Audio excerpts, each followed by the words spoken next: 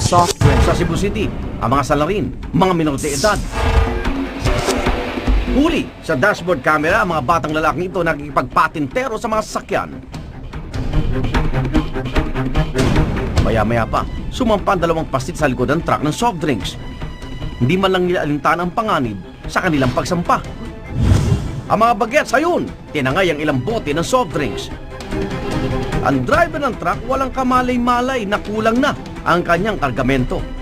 Na sana, dun sa mga kargamento na pwedeng akyatin or may makuha, pinakamaganda sana meron trapal. Yun ang the best, para hindi na siya manakawan. Inilapit namin ang pangyayari sa DSWD Region 7. Ayon sa kanila, iimbestigahan nilang naturang insidente. Ilang modus naman sa mga establishmento ang got on cam. Sa Baguio City, isang lalaki pumasok sa isang photo printing shop. Pero ang inakalang